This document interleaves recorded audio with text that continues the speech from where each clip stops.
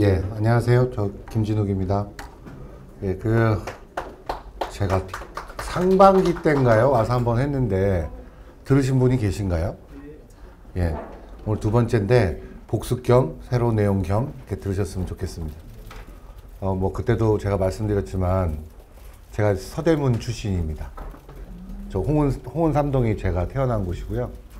제가 중고등학교까지 대학도 여기서 다녔습니다. 대학 다니고 지금 이사 가서 종로에 바로 옆에 부암동에 살고 있거든요. 그래서 홍은동이랑 이 서대문구는 저한테 애착 인형 같은 동네입니다.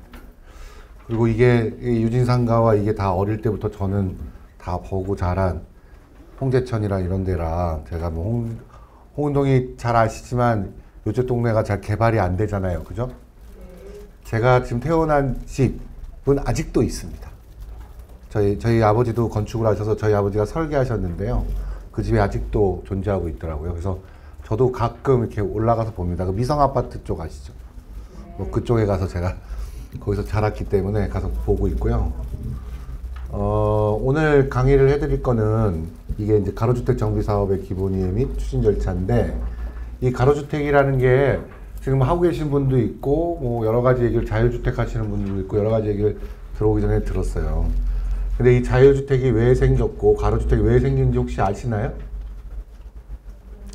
우리나라에서 문제가 뭐냐면 우리나라는 개발기법이라는 게 대규모 정비사업 다 전체 동네를 다 갈아엎고 옛날에 뉴타운 막 이런 게 있었잖아요.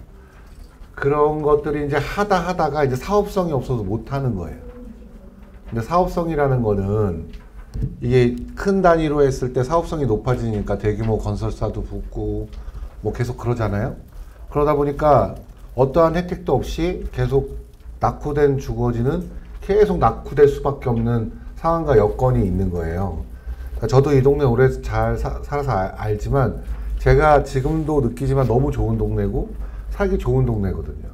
그러면 거기에 대안이 아파트만 있냐? 그건 아니잖아요. 여러 가지 주택 방식이라는 게 있는데 전 세계에서 우리나라만 국가가 공급하는 주택의 99%가 아파트입니다. 되게 특이한 구조를 갖고 있는 나라예요. 근데 이게 어떻게 보면 아주 그 짧은 시간 내에 주거의 안정성을 유지하고 이런 측면에서 되게 좋은 효과가 있었지만 이 부익부 빈익빈으로 몰아가는 이 또 나쁜 상태의 여러 가지 부작용들도 있었던 거라고 이해하시면 되겠습니다. 저는 이 국책연구기관이 있어요. 국가에서 이런 주택과 여러 가지 일들을 좀 개선할 수 있는 제도를 만들고 정책을 개발하라는 우리나라의 국책연구소가 있거든요. 건축에. 지금 현재 건축도시공간연구원입니다. 국무총리 산하의 경제인문사회연구회 소속으로 연구원이 있어요. 지금 세종시에 내려갔어요. 제가 거기서 4년 동안 주거센터장을 하면서 주택 정책에 관련된 거, 제도에 관련된 여러 가지들을 법령화하고 뭐 여러 가지 정책들을 이제 실현될 수 있는 여러 가지 프로세스를 검토하는 일을 했고요. 원래는 디자이너입니다. 원래 설계사무소에서 건축 설계하다가 공부하고 연구소 갔다가 다시 설계사무소 가서 뭐 아실런지 모르겠지만 아크로리버파크라고 강남에 있습니다. 그게 우리나라 체육관이 이번에 원베일리로 바뀌었는데 어쨌든 그걸 제가 설계를 했고 그리고 지금 모아주택 서울시에서 지금 적극적으로 추진하는 모아주택 관련된 정책 추진도 저희 회사에서 그 연구 용역을 진행을 했고 그러니까 작으면 나쁜 주택은 아니잖아요. 작지만 좋은 주택을 만들고 그 환경에 좋은 정책이 적용될 수 있는 실효성 있는 제도를 검토하는 일들을 해왔고 지금 저는 현재 예지학이라는 건축사 사무소도 있지만 예지학 건설사무소, 예지학 건설사도 있고 예지학이라는 시행사도 있습니다. 그래서 건축이 또 할 수 있는 사회적 기업인 뭐 아이 돌봄하는 여러 가지 일들도 하고 있고요. 그러니까 제가 이런 강의를 할 때 이런 생각을 좀 해요. 이게 왜 제가 와서 여기서 강의를 해야 되나 라고 생각을 해보면 여러분들 차량이 고장나 저도 마찬가지인데 차량이 고장나잖아요. 그죠? 그러면 그 차량 정비소에 가잖아요. 그럼 들으면 아세요? 뭐가 고장났다면? 저도 못 알아들어요. 근데 이 건축이 그런 거와 비슷합니다. 뭐 이렇게 하면 좋다고 하는데 잘 모르시잖아요, 실질적으로. 제가 항상 느낌이 그런 거예요. 제가 이렇게 설명을 할 때, 아, 내가 자동차 정비소에서 뭐 라지에타가 나갔다라고 얘기하는 거랑 똑같은 건가? 그래서 제가 웬만하면 되게 쉽게 설명하려고 노력을 합니다. 그리고 이게 남의 말을 듣는 게요, 되게 지루해요. 저도 수업도 들어보고 강의도 많이 하지만 이게 되게 지루하기 때문에 간간히 농담도 하면서 살아온 얘기도 하면서 진행하도록 하겠습니다. 보시죠. 예, 오늘 크게 4가지 장으로 구성되어 있습니다. 뭐 정비사업이 어떻게 제도화됐고, 서울시에서는 이걸 가지고 어떤 사업을 하려고 하고 있고, 추진 절차는 어떠하며, 어떻게 시범사업은 어떻게 진행되고 있는지 설명드리도록 하겠습니다. 제도화 부분입니다. 이게 17년 2월에 특례법으로 적용된 거예요. 특례법. 이게 되게 중요하거든요. 특례라는 것은, 야, 이거 완화해 주겠다라는 게 기본적으로 깔린 말이 특례예요. 아, 이게 뭐 이거 좀 이래서 안 됐지? 그러니까 우리가 특례해 줄게. 좀 완화해 줄게. 이 사업을 해봅시다. 라고 한 거예요. 그래서 자율주택 정비사업, 가로주택 정비사업, 소규모 재건축 사업, 소규모 개발 사업이 있습니다. 여러분들 재개발 재건축 들어보셨죠? 아파트 대규모 단지를 뭐 강남도 하고 있고 뭐 오만 동네에서 하고 있잖아요. 서대문도 있지만 없어요, 별로. 이게 구릉지가 있고 이렇기 때문에. 근데 이런 대규모 정비 사업은 도정법이라고 합니다. 도시 및 주거환경 정비법에 의한 법으로 이 일을 하는 거고요. 일반적으로 집을 짓잖아요. 그럼 어떤 법에 하는지 아세요? 건축법. 근데 이거는 빈집 및 소규모 정비에 관한 특례법으로 하는 게 가로주택, 자율주택, 소규모 재건축 이런 사업들이에요. 그러니까 일반 정비 사업보다도 기준이 완화돼 있고 그렇고요. 그 다음에 여러 가지 건축법상에서 지키는 일부 사항들도 완화시켜 준 거예요. 그러니까 조그만 규모로 하면 이 완화해 주는구나 이렇게 이해하시면 돼요. 예? 그러면 제일 문제는 가로주택과 정비 뭐 이런 자율주택은 법률에 정해져 있으니까 내가 어떤 거 하면 돼요. 자율주택이 좋고 가로주택이 나쁜 게 아니에요. 그냥 자율주택은 소규모 단위, 가로주택은 조금 더 큰 단위라고 판단하시면 되는데 이런 거예요. 그러면 가장 중요한 게 뭐겠어요? 제일 중요한 게 옆집과 합의예요. 그쵸? 제가 지금 종로에서 집을 한 18채 졌거든요. 부암동에 저희 집 근처에. 제일 힘든 게 옆집과 합의하는 거예요. 이해되시죠? 우리는 왜 이렇게 옆집과 사이가 안 좋은지 모르겠어요. 그죠? 옆집 지을 때 민원 넣잖아요? 예? 그리고 신축하잖아요. 그 민원을 엄청나게 견디고 신축을 하면 그 사람이 다시 민원인이 됩니다. 억울해가지고. 근데 우리는 이미 지금 사회가 좀 그렇게 된 것 같아요. 그래서 제가 무슨 생각을 하냐면 한이 맺히신 것 같다, 다들. 이게 적당히 화풀 때가 하나 생긴 거예요. 예? 일단 시끄럽죠. 그리고 뭐 뚝딱거리는데 그 옆에 살기가 쉽진 않죠. 그리고 우리는 법적으로 다 정해져 있어요. 뭐 창문을 낼 때는 옆집과 2m 떨어졌을 때 창문을 낼 수 있고요. 1m로 냈을 때는 가림막을 다 법으로 다 정해져 있어요. 그럼 혹자는 2m 떼서 창을 만들고 싶죠. 그럴 거 아니에요. 법에 정해져 있어요. 만드는 순간 난리가 납니다. 이 법이 통하질 않아요. 이거는. 그리고 일단은 주변 분들이 여러 가지 상황들이 있어서 제가 공사를 해보니까 이거는 기본적으로 좀 마음이 많이 힘드셨구나. 그래서 저희도 이제 공사하면 주변 분들을 많이 만나고 많은 말씀을 들어드려요. 왜냐하면 일단 들어드려야 돼요. 안 들어드리는 순간 문제가 많이 발생하기 때문에 인사도 하고 가서 청소도 하고 뭐 여러 가지 합니다. 그래서 지금 저희도 집 짓고 이러면서 이 옆집과의 협의가 가장 힘들다. 그리고 이게 우리나라는 집에 대한 소유욕이 엄청 강해요. 그거 아시죠? 담장을 꼭 쳐야 돼요. 예? 답답해 죽겠는데도 담장을 다 쳐야 되고 그 지적상에 내 거라고 다 돼 있어요. 누가 아무리 밟아도 남의 거가 아니거든요. 내 거거든요. 그런데도 우리는 꼭 내 거에 대한 소유물 표시를 하는 거를 강력하게 요구합니다.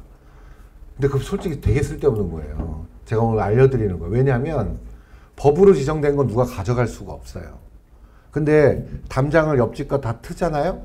그러면 그 사이사이에 주차도 할 수 있어요. 그럴 수 있어요. 충분히 할 수 있어요. 근데 우리는 그 합의가 안 되는 거예요. 근데 이 자율주택, 가로주택의 가장 핵심은 뭐냐면 옆집과 잘 상의해서 잘 해보자예요. 왜? 주차장도 없잖아요, 지금. 주차장도 없고 여러 가지 상황이 안 되니까 옆집과 상의하면 재산권을 같이 n분의 1로 나누면서 주차장도 좀 하고 이렇게 하자라는 논의부터 시작된 거예요. 예? 근데 생각해 보세요. 법을 만들 때는 이런 생각을 되게 많이 한 거예요. 그 대규모 정비사업은 정비업체라는 전문업체가 있어요. 그래서 막 설득하러 다녀요. 막 뭐 이건 어떠고 저쩌고 뭐 해서 동의 받고 뭐 이러면 어떻게 되고요. 막 설명하잖아요. 가로주택이랑 자유주택은 그 정비업체가 별로 없어요. 그러니까 스스로 해야 되는 거예요. 스스로. 그러니까 문제가 어떻게 생기냐면 더 합의가 어려운 거예요. 서로 잘 모르는데 서로 다 설명해 줘야 되고. 근데 우리나라가 이제 여러 가지 일이 있는데 법률로 정한 거는 법률로 정한 대로 하면 됩니다. 그 법률은 서로에게 피해가 안 되는 규정을 정해 놓은 거예요. 그러니까 법에 정한 대로 하면 절대 문제가 없습니다. 그 요새 그 혹자들, 사기꾼들이 하는 말들이 있어요. 내가 하면 뭐 인허가도 통과해 줄 수 있고 뭐 빨리 뭐 이런 얘기를 많이 해요. 이제는 그런 세상은 없습니다. 그냥 법률로 되면 되는 거고요. 안 되면 안 되는 거예요. 뭐 누가 와서 뭐 누구 백을 갖다 줘도 법률로 안 되는 건 안 되는 거예요. 그러니까 그걸 아직 모르는 분들이 있어요. 그러니까 그걸 당하는 거는 모르고 있는 거예요. 그러니까 법으로 되는 건 돼요. 뭐 로비를 한다. 그런다고 되는 일은 잘 없습니다. 로비를 해서 될 수 있는 건 조금 빨리 한다? 그 정도밖에 없어요. 그러니까 그건 로비도 아니죠. 빨리 한다라는 건 누구나 부탁할 수 있는 거니까요. 근데 뭐 공무원분들도 계시지만 공무원분들의 일이 얼마나 많은지 잘 모르시죠. 예? 장난이 아닙니다. 숨이 껄떡거릴 정도로 일량이 어마어마해요. 왜냐하면 지금 이런 일들이랑 사업들이 너무 많기 때문에 그거에 관련된 질문, 그 다음에 인허가 관련, 그 다음에 민원, 뭐 장난이 아닙니다. 그래서 뭐 한번 그거에 가서 안 앉아 보셨죠? 하루 종일 전화 올립니다. 예? 전화를 받으면 업무를 못 하기 때문에 또 전화를 잠깐 안 받고 또 그리고 또 밖에 또 다 나가셔야 돼요. 왔다 와서 또 일해야 되고. 그러니까 장난이 아니기 때문에요. 그런 걸 이제 이해하시고 이 가로주택이나 정비사업이라는 것 자체가 특례라고 계속 말씀드리잖아요. 제가 뭐가 특례가 되고 뭐 할 수 있고 뭐 이건 되고 안 되고 이거는요 중요하지 않아요. 왜 그러냐면 들어봤자 다 까먹으세요. 이거는 써있기 때문에 읽으면 돼요. 이건 누가 읽어도 똑같은 겁니다. 제가 읽는다고 해서 다르거나 뭐 여기 계신 분들이 읽는다고 해서 다른 게 아니라 그냥 내가 자유주택, 가로주택, 소규모 재건축, 소규모 개발 사업 등을 하고 있다면 특례 적용을 받아서 기존의 법률보다 완화해서 집을 짓는 거구나. 그렇게만 이해하시면 돼요. 그래서 특례법을 제정했고 많이 홍보한 거예요. 국가에서 막 이렇게 하자. 그리고 지금 지금 아시잖아요. 노후도가 70~80%가 넘었어요. 지금 이런 집들이. 제 문제는 안전성에 문제가 있다라는 겁니다. 기본적으로. 아시죠? 다 안전성에 문제 있고 그 주차가 안 되는 거 다 아시죠? 뭐 동네마다 주차 안 되잖아요. 그게 왜 그런 줄 아세요 또? 1980년대에요. 전두환 정권 때인가 노태우 정권 때 그때 그 분당에 막 짓고 시멘트 파동 이런 거 아시죠? 200만 원 공급하겠다 막 이런 난리가 난 적이 있어요. 근데 그때 우리는 뭐 하냐 해서 법규를 풀어준 거예요. 확 풀어준 거예요. 단 3년간. 잘 아실랑가 모르겠는데 내 땅에 건폐율 90%, 땅의 90%의 건폐율을 갖고 용적률 400%, 지금 뭐 150%, 200% 이런 얘기 하시죠? 그때 당시에 90%에 400% 주차 대수 무. 이걸 3년 해준 거예요. 그래서 그 당시에 이게 뭐 건축사 설계사무소 구청 앞에 있는 데에서는요, 그때 캐드가 없었거든요. 손이 저려서 그림을 못 그렸대요. 인허가가 너무 밀려 들어갖고 손이 저려서 그림을 못 그릴 정도로 집을 지은 거예요. 근데 그게 결국은 사회적 비용이 된 거예요. 뭐냐면 그렇게 갑자기 무지막지하게 요만한 땅에다가 뭐 주차될 수도 없고 반지하 주택 지으면서 90%에 400% 용적을 줘보니까 이걸 나중에 재개발하려고 하니까 할 수 있는 방법이 없는 거예요. 여기 있는 분들을 다 다시 여기 앉힐 수도 없고. 그러니까 이 정비사업이라는 게 왜 그렇게 넓게 해야만 되냐면 그거를 확보할 수 있는 방법은 도로를 흡수해서 면적을 늘려야 도로 면적만큼의 용적을 다시 확보할 수 있죠. 이해되세요? 그러니까 그런 방식뿐이 허용이 안 되는 거예요. 그러니까 결국은 그 3년간의 법규 완화가 우리 사회를 이렇게 많이 바꾼 겁니다. 돌이킬 수 없을 만큼. 근데 이 주거학자나 이런 분들이 이런 걸 지적하진 않으세요. 왜? 그때 또 다 찬성했잖아요. 저도 그 일을 하고 있지만. 그러니까 이게 좀 안타까운 거예요. 그 당시에 그것만 없었어도 정말 다양한 방식의 수익을 낼 수 있는 구조로 여러 가지 특색 있는 도시를 만들 수 있었는데 지금은 사업성이 있냐 없냐가 관건이 돼버린 거예요. 이거 해서 돈을 안 내고 내가 이 집을 지을 수 있어? 없어? 이 얘기를 할 수밖에 없는 상황이 돼버린 거죠. 근데 이미 그래서 크 단위로 돈 되는 건 다 했고요. 안 되는 거 남은 거라고요. 인정해야 돼요. 인정하지 않으면 이게 마음이 아파서 좀 우라통이 터지시겠지만 인정하셔야 돼요. 그런데 더 좋게 지으면 되죠. 좀 더 낫게 지으면 되죠. 그리고 서울이잖아요. 서울은 이제 그 대도시로 요새 메가 말이 많잖아요. 그거 다 떠나서 일본의 사례를 좀 말씀드릴게요. 일본이 이렇게 도시가 확장해서 점점 나가서 여러 가지 신도시를 만들었어요. 그리고 30년이 지났더니 다시 안으로 들어옵니다. 다시 인필돼요. 전 세계 모든 서울은요, 영국의 런던도 그렇고 다 밀도가 높아져요. 시간이 흐르면 흐를수록 그건 어쩔 수가 없는 거예요. 그거는 저희가 공부한 사람으로서 말씀을 드리면 그럴 수밖에 없는 구조로 여기가 노후화되면 다시 들어오는 구조로 다시 바뀝니다. 그래서 지금 국가에서 하는 게 팽창하지 말자고 계속 얘기하는 게 너무 안으로 쏠리니까 하는 얘기거든요. 그러니까 그렇기 때문에 서울의 어느 지역에 집을 갖고 있다라는 것은 장기적으로 바라보면 계속 발전할 수밖에 없다라고 알고 계셔야 돼요. 이해되시죠? 그래서 저는 저 수도권 이렇게 아파트 짓는 거 되게 반대해요. 왜냐하면 저 나중에 어떻게 할 거냐, 이거. 나중에 더 시간이 흐른 다음에 지금 우리나라 그 인구 얘기 들으셨어요? 0.78? 서울은 0.58입니다. 이게 여러분들이 어떤 세상에 올지 저희는 이런 일을 많이 하니까 얘기를 들어보니까 이 0.58 지금 태어난 애들이 성년이 돼서 결혼을 해서 아기를 4명 낳아야 지금을 유지할 수 있대요. 큰일 난 거예요. 이민밖에 해답이 없다고 얘기를 하더라고요. 이민정책, 사람 받아들이는 것밖에. 그러니까 지금 어마어마한 심각한 문제 있는데 그렇게 발전할수록 또 서울로 올 수밖에 없는 구조가 제가 배운 공부는 그랬어요. 그렇기 때문에 서울에서는 계속 집을 가꾸고 고치고 유지하는 것이 실질적으로는 도움이 될 거라 저는 개인적으로 이렇게 생각하고 있습니다. 자, 이제 그렇게 해서 자율주택 관리지역 이런 걸 했어요. 했더니 어떤 요구가 있냐면 이것도 가로주택 개별적으로 하게 했잖아요. 야, 좀 묶자, 이렇게. 이 지역을 지정해가지고 묶으면 국가에서 관리계획을 돈 주고 수립하면 이게 이건 종상향을 하고 이건 어떻게 하고 이런 계획을 세우다 보면 그 동네에 전부 집을 안 지어도 주차장도 좀 만들어주고, 예? 인프라 시설을 좀 넓혀주고 이런 거 할 수 있겠구나. 그래서 소규모 관리 지역이라는 법률이 그 다음 21년 7월에 이 과정에 이 법률이 들어옵니다. 그러니까 뭐냐면 요새 모아타운 아시죠? 모아타운. 이게 얘를 얘기하는 거예요. 관리 지역을 지정할 수 있다 라는 법령이 생겼는데 서울시는 그거를 자기 브랜드화한 거예요. 서울시에서 하는 관리지역을 모아타운이라고 해 라고 발표를 한 거예요. 이해되세요?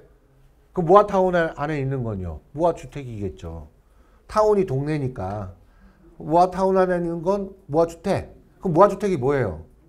가로주택, 자유주택. 이걸 모아주택이라고 한 거예요. 똑같은 거예요. 그러니까 서울시 브랜드예요. 그러니까 인천 가면 모아타운이 없어요. 어디에도 없어요. 서울시만 모아타운이 있는 거예요. 그러면 인천이나 뭐 어디나 이름 정할 수 있죠. 따라할 수도 있고 고양시인가 따라할 것도 생각을 해봤다고 하는 것 같은데 어쨌든 브랜드예요. 서울시에서 만든 브랜드. 그렇기 때문에 이런 사업 조건이 있어요. 예? 지금 서대문구도 신청하고 제가 모아타운 위원이거든요. 서대문구 신청하고 이런 거 알고 있어요. 저희가 선정도 했고. 그러니까 서울시는 도와드리려고 하는 거예요. 이게 좀 이게 반대가 있다고 얘기하시더라고요. 근데 이게 반대가 있는 게 좀 이해가 안 가는 거는 이 법률을 잘 이해하지 못하고 계시는 거예요. 왜냐? 신속통합계획이라고 뭐 서울시에서 하고 있는 거 지정하잖아요. 아파트 짓는 거, 재건축, 거래가 정지돼요.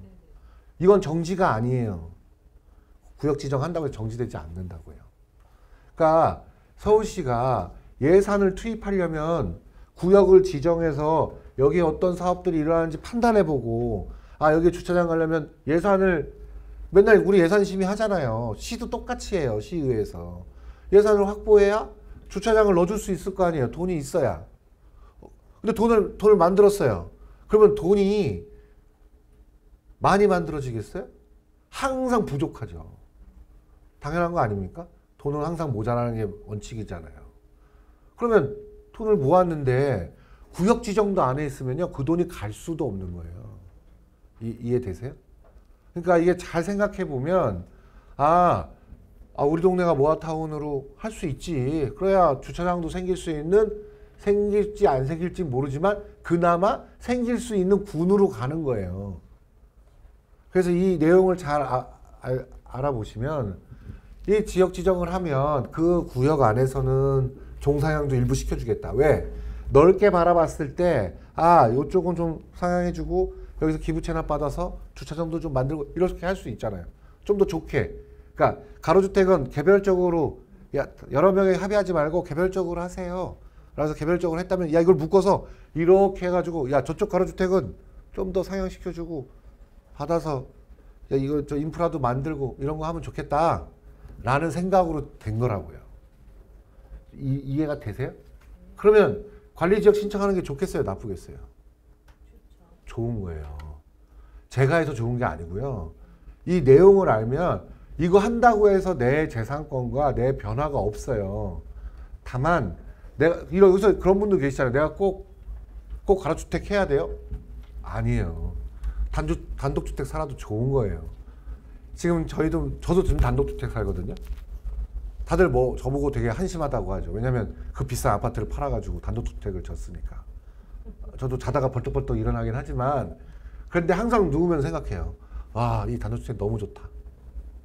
저희 단독주택은 여러분들이 생각하시는 되게 의리의리한 단독주택 아니에요. 도심에서는 그렇게 사는 게 아니라고 저는 판단하기 때문에 저희 집은 좀 크게 졌었는데 큰 게 바닥 25평이에요. 그래서 50평짜리 살고 있는데 살아보니까 너무 커. 그래서 옆집을 지어줄 때는 17평, 34평으로 3계층. 훨씬 좋아요, 그 집이. 그래서 이거 경쟁력이 있다. 그러니까 주택도 뭐 의리의리한 주택이 아니고 아주 경제성 있고 좋은 주택으로 잘 질 수 있는 방법이 있어요. 그러니까 가로주택, 모아타운 이런 곳에서 꼭 옆집과 같이 하라는 말 아니에요. 그리고 여기서 계신 분들 중에 이게 지금 법률에 대한 얘기를 많이 하는 건데 재산 섞이는 거 되게 싫어하시죠? 저도 싫어요. 재산 섞이는 게 좋은 게 어디 있어요. 근데 모아타운이랑 이 가로주택이랑 자유주택 할 때 문제가 뭔지 아세요? 5집이 합의해서 자유주택을 했어요. 예를 들어 요 줄이 쭉 자유주택을 합의했어요. 근데 사장님 땅은 뒷땅에 있을 수도 있고 저분은 자기가 판단할 때 난 더 좋은 위치에 있는데 이렇게 판단할 수 있잖아요. 사람 마음이 다 똑같거든요. 그러면 근데 이걸 같이 져서 주택 한 동을 지면 뭐가 또 문제냐면 난 어디 가는 거야 이렇게 또 물어봐요. 맞잖아요. 그럼 난 꼭대기 가는 거야? 근데 꼭대기는 4개밖에 없어요. 그럼 추첨해서 떨어져야 돼요. 그럼 3층 가고 2층 가고 이래야 돼요. 그러니까 또 합의가 잘 안 돼요.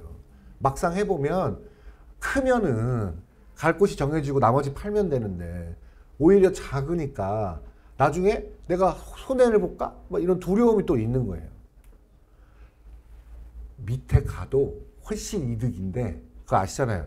옆집이 100원 더 받는 게 싫은 거지. 그러니까 마음이 아픈 거죠. 마음이 쓰라린 거지. 항상 상대적 비교로 힘든 거지 저쪽 사는 사람은 절대 비교 대상이 안 되는 거거든요. 근데 여기서 아셔야 될 문제는 그래도 이익인 거예요. 내가 좀 밑에 가도. 그렇지 않으면 계속 그렇게 사셔야 되니까. 근데 여러 방법을 모르시는 거라고요, 지금. 이런 방법도 있고 저런 방법도 있고 내가 어떻게 가치를 갖고 살아야 되는지 방법도 있고 당연히 여러 가지 방법은 많이 제시될 수 있는데 우리는 아직 제가 아까 자동차 정비소 얘기했잖아요. 라지에 타가 고장났는지 타이어가 빵꾸 났는지 엔진에 뭐가 고장났는지 잘 모르는 거예요. 그래서 모아타운 할 때 지금 저희가 계속 준비하는 게 뭐냐면 전문가 투입하는 거예요. 토지주한테 설명해 주는 거예요. 이게요, 그 사모님 땅은 어떤 식으로 개발할 수도 있고 이렇게 하면 어떤 이익이 있고 옆집과 같이 둘이 개인 재산권 갖고도 주차장만 같이 나눠 쓸 수도 있고요. 이런 방식이 여러 가지가 있어요. 그걸 설명해 드리려고 하는 거예요. 꼭 다 아파트 안 해도 꼭 중간 단위의 중층 아파트 안 해도 여러 가지 방법이 있다. 이걸 일단 개인적으로 느끼셔야 되는 거예요. 그게 서울시에서 지금 하고 있는 정책이에요. 옛날처럼 모아타운이다 뭐 한 번에 싹 쓸어버리고 집을 짓는 게 아니에요. 군데. 이해되시죠? 예? 그렇게 진행되는 거라는 거죠. 그래서 이 조건이 있어요. 특례 조건도 있고. 저는 알죠. 말해봐야 뭐 하겠어요. 이런 조건이 있다. 그리고 아까 말씀드렸죠. 같이 하면 좋아요. 예? 지금보다 훨씬 좋습니다. 얘기했고 이거는 한 동네로 지정해서 하면 주차장도 지어줄 수 있고 도로도 덮여줄 수 있어요. 돈이 생기니까. 이해되셨어요? 그러니까 실질적으로 좀 더 의견을 모아서 동네에 인프라 개선, 인프라라고 하잖아요. 뭐 그런 게 좋다라고 말씀드리는 겁니다. 제가 아까 홍은삼동 살았다고 했잖아요. 미성아파트 쪽에. 저는 단독주택 살았거든요. 저희 동네에서 처음 마을버스가 생겼어요. 저 초등학교 때. 우리나라 최초. 그만큼 고바위예요. 저 위가. 논골이라고 아시죠? 네, 저희 어머니가 초등학교 때 200원을 줬어요. 하학교 끝나고 입구에서 쭈쭈바 먹고 중간에서 한 번 더 먹어야 돼. 이게 두 번을 먹어야 집까지 도달하기 때문에 한 번에 못 오니까 200원을 주면서 올 때는 2번 사 먹어라. 이렇게 얘기를 했죠. 엄청 높아요. 근데 거기 문재인 대통령이 거기 마지막에 삼성빌라에서 나오셨잖아요. 근데 제가 그 백년산에서 뛰어놀았단 말이죠. 얼마나 좋아요. 맨날 연날리고 아시면 가보신 분은 아시겠지만 거기가 은평 저쪽 서북 쪽을 다 바라봅니다. 산에 서보면 그런 추억이 있어요. 저는. 그리고 거기서 맨날 놀고 농구하고 산에 올라가고 집 짓고 맨날 나뭇가지로 이런 거 하고 놀았거든요. 어렸을 때. 그리고 밑에 내려가면 약수터 있잖아요. 그 중앙동 쪽으로 내려가면 지금도 있을런가는 모르겠지만 어쨌든 저희는 그러니까 이 동네 제가 아는 동네 그리고 정원여중 쪽 그 다음에 저쪽 저 명지고등학교 나왔기 때문에 명지고등학교 쪽 명지초등학교 쪽 저 다 이 동네에서 다 학교를 다녀서 잘 알죠. 다 써돌아다니는 게 요 근처니까요. 거의 연희동 쪽도 그렇고요. 너무 좋습니다. 좋은 동네가 많은 곳이에요. 연희동도 전두환 대통령이랑 두 분의 대통령이 사시면서 전직 대통령이 사시면서 그 동네도 아주 좋게 자리매김한 동네 중에 하나예요. 그래서 저도 그 동네에서 되게 여러 가지 고등학교 때 도서관 다니고 해서 그 동네도 되게 좋고. 그러니까 다 특색이 있고 엄청나게 좋은 동네입니다. 근데 왜 서대문구가 계속 이렇게 개발이 잘 안 되느냐? 그거 아세요? 전철이 가로질러 가는 게 없는 거예요. 이쪽으로. 인프라에서 기본 베이스에서 전철이 없어요. 근데 생긴대잖아요. 들으셨어요? 저쪽부터 이렇게 가로질러 온다고? 근데 드디어 생기는 거예요. 처음으로. 저도 고무적으로 생각하고 있습니다. 아, 이제 이 방향으로도 갈 수 있겠구나. 저희는 다 나갔다 나가야 되잖아. 저쪽 나갔다가 다 저쪽으로 가야 되니까. 뭐 그런 변화가 있다라는 겁니다. 그리고 구룽지가 제가 제일 싫어하는 게 이런 거예요. 뭐 여기 개비마을도 있잖아요. 다 아시죠? 뭐 개발해야죠. 저는 전 제일 싫어하는 게 그 달동네나 뭐 이런 데라고 얘기하지만 저 한남동 신혼초에 그 달동네 살았거든요. 근데 문제가 뭐냐면 그 동네에 막 벽화 그리는 거 있잖아요. 저 되게 싫어합니다. 왜 동네는 뭐 못 사는 동네는 왜 벽화를 그려야 돼요? 집을 좋게 바꿔야지. 예? 그래서 제가 속상해하는 부분 중에 저 그 동네 살아봤잖아요. 한남동에 제가 보강동 살 때 눈이 오잖아요. 멈추질 못해요. 저 밑에까지 내려가는데 미끄러워서 다다다다다 해서 끝까지 가야 돼요. 이건 쓸 수가 없어요. 그 정도로 극경사예요. 그런데다 벽화 그리면 뭐예요? 근데 가끔 오는 사람이나 좋지. 그건 절대 반대합니다. 그래서 그런 것보다는 개별 토지주가 어떻게 해서 내 집을 좀 더 개선할 수 있고 그런 방식을 하는 게 의지할 법이 얘밖에 없다라는 거예요. 빈집 및 소규모에 관한 특례법. 이 법에 이거를 할 수 있는 프로세스를 정해준 거예요. 그러면 내가 단독주택을 그냥 유지하고 싶어요. 그러면 모아주택, 모아타운에서 단독주택 유지할 수 있어요. 그러면 개발하면 돼요. 여러 가지 혜택도 있어요. 그러니까 방식들을 생각을 바꿔보면 지금 거주하시는 거주 환경에 대한 개선 방향은 여러 가지가 있다. 그리고 잘 논의하시고 합의해 보시면 나쁜 방향은 없다. 아까 말씀드린 4층 가냐 3층 가냐의 속상함은 있을 수 있다. 그러나 그게 그렇게 큰 건 아니다. 바꾸는 게 더 중요하다. 라고 저는 바라보는 겁니다. 그렇게 이해해 주셨으면 좋겠습니다. PT 2페이지 갖고 되게 말 많이 하죠? 근데 이렇게 안 하면 재미가 없어요. 그러니까 노후주택, 저 주차장 아시죠? 동네마다 겪는 일이잖아요. 저는 설계사무소 다녀서 제가 회사 다닐 때는 거의 2시, 1시 이렇게 끝났거든요. 그래서 애기 낳고 차를 샀는데 집에 들어오잖아요. 저런 동네 살았으니까 1시간 반을 돌아다녀요. 차를 버리고 싶을 정도예요. 어떻게 해야 될지 몰라가지고. 그리고 조금 늦게 일어나면 딱지 다 떼고. 그냥 문제 해결해야죠. 저게 아까 제가 말한 건폐율 90, 용적률 400, 주차 무. 쟤 때문에 생긴 일이에요. 저게 법률로 그렇게 그때 허용을 해줬기 때문에 지금까지 사회적으로 이런 피해를 보고 있는 거예요. 그러니까 참 안타깝죠.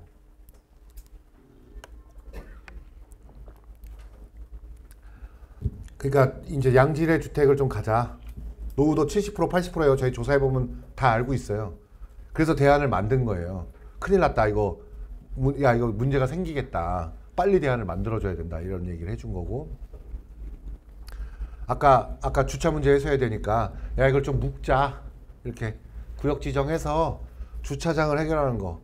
그러면 집을 짓는 사람은 주차장이 있겠지만 집을 짓지 않은 사람은 어떻게 해? 그러면 그 기부채납 받아서 주차장도 건설하고 집에 동네 녹지도 없으니까 녹지도 좀 만들고 이거 좀 해서 그래도 동네가 아파트도 있고 주택도 있고 연립주택도 있고 이렇게 좀 다양한 형태의 주거가 있는 좋은 동네를 만들어 보자가 핵심 사항이에요. 그러니까 여러분들 잘 생각해 보세요. 아파트는 생각해 보시면 아파트 구매 조건이 뭐예요? 그 단지는 몇 세대야? 이거 부동산 가면 얘기하죠. 예? 방이 몇 개야? 3베이야? 4베이야? 뭐 이런 얘기 하잖아요. 예? 그리고 또 뭐 있죠? 남향이야? 뭐 이거 얘기하죠. 예? 참 이거는 참 제가 아무리 생각을 해도 우리나라만 있는 아주 독특한 평가 구조입니다. 우리는 설계사무소가 건축한 사람이 집을 얘기하는 게 아니고요. 집을 파는 사람들이 얘기가 더 세요. 근데 그게 소비자한테 그렇게 설명을 하는 거거든요. 근데 제가 일본에 갔더니 재밌는 얘기 드릴게요. 일본에 갔더니 복도를 주고 양쪽 주택이에요. 예? 아시죠? 복도 있으면 한 면만 개방되는 거잖아요. 북쪽이 있고 남쪽이 있는 거예요. 반드시 복도가 있기 때문에 중간 복도가 중복도식 주택이라는데 우리나라에 중복도식 주택 본 적 있어요? 없어요. 우린 난리가 납니다. 근데 더 재밌는 건 일본은요. 북쪽 집이랑 남쪽 집이 가격이 같아요. 웃기죠? 이해가 안 되시죠? 근데 왜 그런 줄 아세요? 직장인들이 나 낮에 없어 이러는 거예요. 그래서 이렇게 복식주택을 하는 대신 중간중간에 마당을 만들어준 거예요. 두꺼우니까 마당도 만들고 여러 개 남을 거 아니에요. 그래서 그런 공간을 훨씬 많이 줘버린 거예요. 그러니까 사람들이 아, 난 그래, 난 이쪽에 사도 상관없어. 난 이런 뭐 마당도 있고 이런 집에 사는 게 훨씬 나은 것 같은데. 그래갖고 실제로 그런 집이 잘 팔려요. 잘 살고 있고. 근데 우리는 너무 편협된 생각이 머리에 자리 잡고 있는 거예요. 북측 주택은 나빠. 그죠? 북측은 집을 짓지도 않습니다. 그 집이 다 틀어져 있죠. 저희 집은 동북이에요. 제가 집 3명이랑 같이 졌거든요. 한 필지에. 제가 북측 선택했어요. 자신감 있게. 난 동북에서 잘할 수 있다. 그래서 저희 안방만 동쪽이고요. 다 북측이에요. 근데 저는 주택 사니까 천창이 있잖아요. 천창을 뚫어서 1층까지 내린 거예요. 집이 안 어두워요. 그러니까 그는 설계자가 여러 가지 방식으로 할 수 있습니다. 다만 북측이 춥긴 추워요. 저 옆집보다 춥더라고. 내가 와보니까 어씨 추운데? 이런 건 느껴요. 그러나 훨씬 뷰가 좋습니다. 저희 집 쪽이. 저희 집은 이렇게 한옥을 아래를 싹 내려다보거든요. 그러니까 얻는 게 있으면 잃는 게 있는 거예요. 어떻게 다 얻어요. 우리나라 아파트 문화의 가장 맹점이 뭔지 모르시죠? 잘 보세요. 아파트 사시면 거실은 전면창이에요. 다 발끝까지 내려오죠. 예? 우리나라 사람들은 이제 이 집안의 거실은 다 전부 전면창인 줄 알아요. 근데 잘 생각해 보세요. 그래서 아파트가 2면만 쓰는 거, 2면만. 아파트에서 창밖을 진짜 그렇게 많이 보세요? 그러니까 제 말은 이 반까지 높여도 되거든요. 허리까지. 그럼 거기에 가구도 넣을 수 있어요. 우리는 그런 생각을 안 해요. 무조건 다 내려야 돼요. 제가 주택을 짓는데 모든 사람들이 와서 뭐라고 얘기하는 줄 아세요? 다 거실은 전면창을 해달라요. 왜? 본 게 그것밖에 없는 거예요. 제가 설명을 해줘요. 주택에서 그렇게 거실을 전면창을 하면 입 돌아간다. 추워서 죽는다. 그거는 주택은 그렇게 사는 게 아니다. 그래서 제가 3면을 쓰게 해드려요. 반드시. 그리고 위에 창을 내주고 정말 전면창을 좀 길게 찢어드리고 사람의 앉은 시선의 높이에서 밖을 바라볼 수 있게 창을 내드려요. 예? 그러면 3면을 써보면요. 거실이 엄청나게 달리 유용하게 쓸 수 있다는 걸 알아요. 근데 우리는 안 하는 거예요.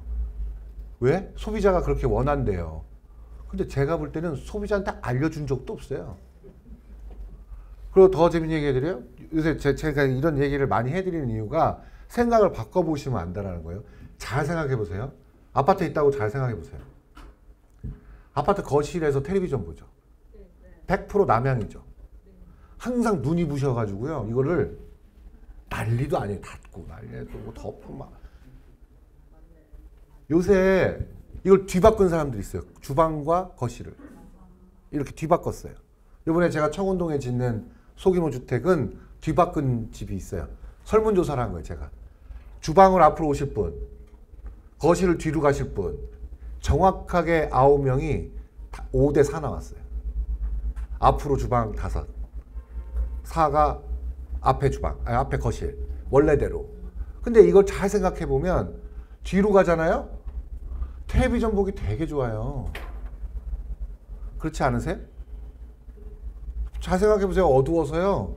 텔레비 보기도 좋고 아주 좋아요. 근데 이걸 의식적으로 우리는 남쪽에 앉아 있어야 된다는 머리가 지배하는 거예요. 근데 솔직히 잘 보세요. 집에 주방에 엄청 앉아 있어요. 예? 거기서 얘기하고 밥 먹고 술 먹고 거실에서 술 먹는 경우가 많아요. 다 식탁에 앉아서 먹지. 그래서 저는 주방이 더 커져야 된다는 논리예요. 잘 생각해보면 그래요. 주방이 훨씬 크면 거실만해지면요. 앉을 때도 많아지고. 예? 근데 저희 와이프도 장을 많이 해줬더니 엄청 넣어놓더라고요. 그래서 이거 장은 많이 해주는 건 아닌 것 같다는 생각을 개인적으로 좀 하지만 어쨌든 주방이 크면 좋아져요. 그리고 꼭 제가 그것도 질문하고 싶어요. 25평 막 사는데 꼭 거실과 주방이 있어야 돼요? 그냥 큰 주방이 있는 게 낫지 않으세요? 그러니까 생각을 바꾸면 환경이 많이 바뀌어요. 아파트도 그렇게 설계하면 돼요. 설계하면 돼요. 바꾸면 돼요. 저는 어렵지 않다고 봅니다. 근데 이런 노력을 안 하는 거죠. 아무도 안 하는 거예요. 저도 안 한 거죠, 실은. 근데 제가 그 반포 아크로 리버파크 그 비싼 아파트 설계할 때도요, 이 제안을 엄청나게 했어요. 엄청나게. 이건 바꿀 수 있다. 선택하시는 분도 있고 안 한 분도 있지만, 저는 이제 그 일상적인 문화가 될 거라고 봅니다. 그러니까 이런 생각들이 뭐냐면, 작지만 좋은 주택, 우리가 이때까지 생각했던 주택들을 생각을 바꿔가면서 조금씩 지어나가다 보면 이게 주류의 문화가 될 수 있는 거야. 아, 이게 엄청나게 편하는구나. 아, 이렇게 뭐죠? 힐사이드라고 하죠. 그러니까 이게 테라스가 있는 이 언덕이 높은 집들은 테라스도 있고 되게 좋은 집들을 갖고 있구나. 북한산 프로지오 아세요? 여기 있어요. 지나가다 보면 거기 테라스 하우스가 있어요. 엄청 비쌉니다. 일반 주택보다. 예? 다 판명된 거예요. 요새 이 테라스를 좋아해 가지고요. 사람들이 거기서 뭐 고기도 구워 먹고 뭐 실제로 살아보면 몇 번 안 구워 먹긴 하지만 그래서 상상하는 게 있거든요. 예? 저희가 주택 졌더니 주택 짓는 사람들이 제일 먼저 산 게 뭔지 아세요? 고기 굽는 기계. 예? 하나 있어야 될 것 같거든요. 엄청 불편합니다, 그거. 잘 구워지지도 않고. 그래서 나중에는 저희가 이제 그 음식점에서 파는 도나무통 샀어요. 제일 편해요. 상도 다 놓을 수 있고, 얘는 막 고기는 따로 굽고 상은 또 여기다 해야 되고 막 그냥 저희가 사서 해보니까 그게 제일 좋더라고요. 그래서 저희가 이제 바꿨어요, 생각을. 편한 게 낫다 해서 바꾸긴 했는데, 그러니까 어쨌든 그런 로망이 있고 자기들이 생각하는 문화를, 다양한 문화를 담을 수 있어야 되잖아요. 제가 제 친구가 죽전에, 제 친구가 삼성중공업 다니거든요. 그 뭐 인도 사장도 하고 잘 나가는 놈이에요. 근데 그거 아시죠? 지금 제일 피해자가 대기업 다니는 제 나이 때 애들인 거. 이거 제가 설명 드린 적이 없는데 그게 왜 그런 줄 아세요? 그때 IMF 때 제가 사회에 나왔는데 대기업 다니는 애들만 월급을 많이 받으니까 집을 산 거예요. 어디다가? 죽전에다가. 죽전 무덤입니다. 지금 거의 거기서 집 산 사람들은 나오지도 못해요 지금. 왜? 죽전은요 폭락이 아니고 뭐가 문제냐면 우리나라가 신도시를 확장할 때 서울, 그 다음에 분당 이렇게 갔잖아요. 분당 다음에 뭐 갔어요? 수지, 그 다음에 광교 이렇게 갔잖아요. 동탄 이렇게 갔잖아요. 갑자기 어느 날 우리는 판교를 만들겠대. 이명박 정부 때 한 얘기예요. 그러니까 이렇게 가다가 갑자기 중간에 딱 튀어나온 거예요. 그 마지막이 죽전이에요. 죽전. 이거 안으로 들어왔네? 도시가 확장 이렇게 나가는 게 아니라 갑자기 중간에 딱 쓴 거예요. 그러면서 죽전이 완전 박살났어요. 그래서 이제 회복하려고 막 그런데 지난번에 위례학계 그보다 더 안쪽으로 했잖아요. 이쪽 동네는 난리가 난 겁니다. 이 경계선 끝에 쪽은. 차라리 동탄은 수원으로 붙은 거예요. 삼성으로. 우리는 삼성 기반이 아니라서 저쪽으로 붙었는데 죽전 수지가 제일 애매하게 된 거예요. 동네적으로 보면.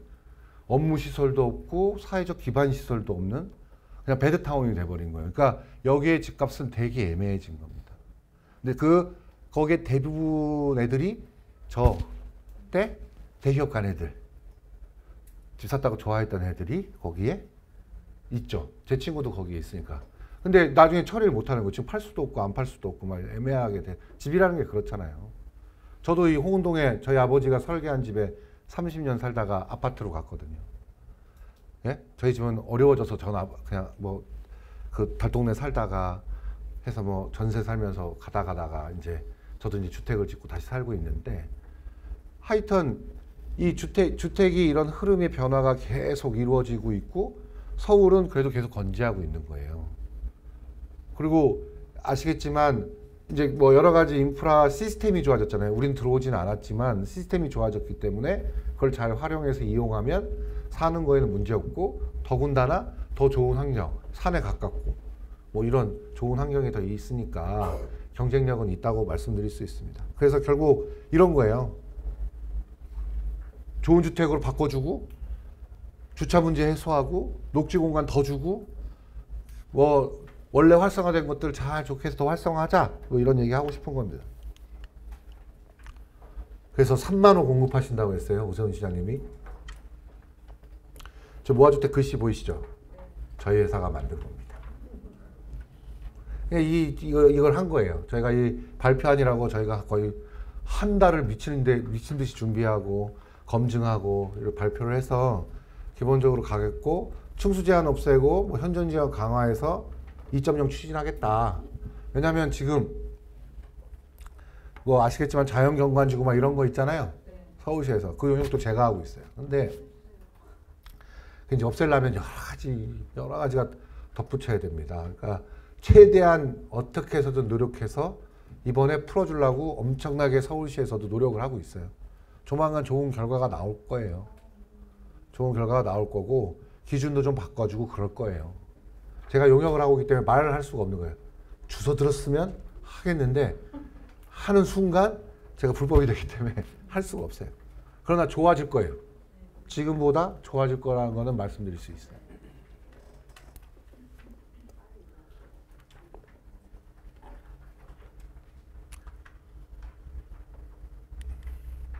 그래서 이제 가로주택은 아셨고 모아주택이 왜 탄생했나까지 알려줬고 모아타운은 뭔지 말씀드린 거예요.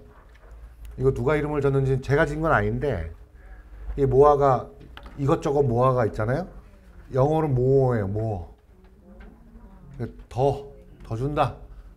모어라는 영어로 쓰기 때문에 이게 여러 가지 의미가 있다라고 저희는 판단하고 있습니다.